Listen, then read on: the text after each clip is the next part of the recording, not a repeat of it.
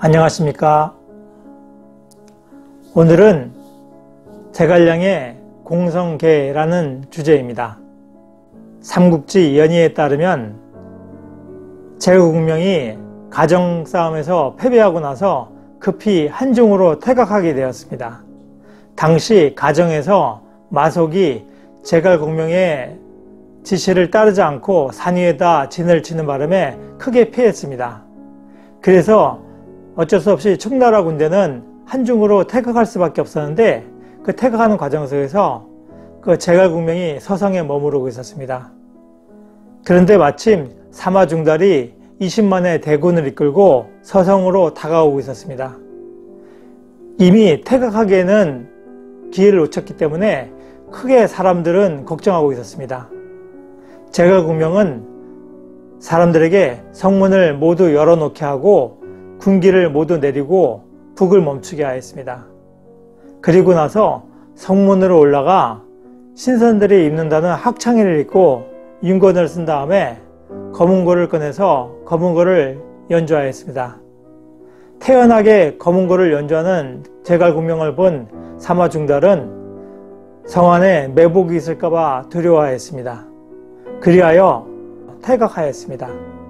나중에 사마중달이 제갈량이 물러간 다음에 서성으로 진집하게 되는데 사람들에게 성 안의 사정이 어땠는가 하고 물어보았습니다. 그러자 사람들은 성 안에 공명의 군사들은 별로 없었다 하는 얘기를 듣고 사마중달은 크게 탄식하였다고 합니다. 한편 제갈량의 부하들은 제갈량에게 그렇게 위급한 상황에서 어떻게 성문을 열어놓을 생각을 했습니까? 그렇게 되면 사마위가 물러날 것을 어떻게 알았습니까? 하고 물어보았습니다.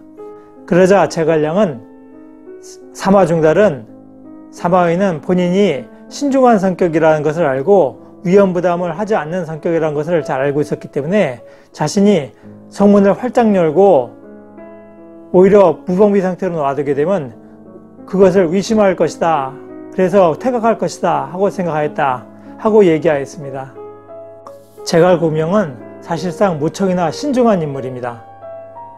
위험부담을 즐겨하지 않는 사람입니다. 그러다 보니까 제1차 북벌 당시 위원이 좌우도를 통해서 장안으로 직접 쳐들어가자 하는 그런 작전을 했을 때도 그것이 너무 위험하다 해서 그 작전을 채용하지 않습니다. 그러니까 확실한 작전만 피는 스타일입니다. 그러다 보니까 그런 사실은 제갈공명도 알고 사마중달도 알고 있었습니다.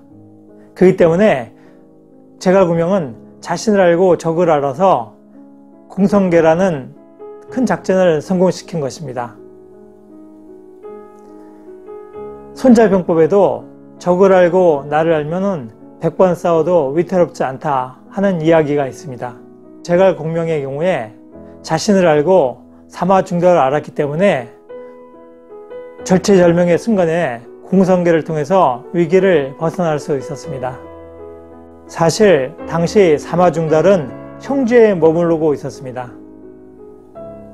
그리고 제갈공명이 공격했던 기산을 통한 그 지역은 옹주 지역으로서 그 지역의 사령관은 조준입니다. 그래서 제갈공명이 기산을 공격했을 당시에 사마중달과 마주쳤다는 그런 얘기는 허구일 가망성이 많습니다. 그래서 그 제갈공명의 공성계가 허구다 하는 주장도 많습니다.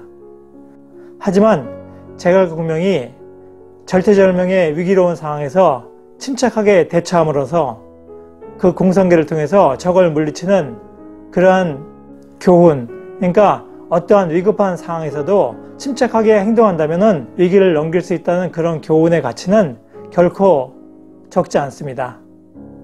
노력하는 여러분의 동반자, 동반TV입니다. 감사합니다.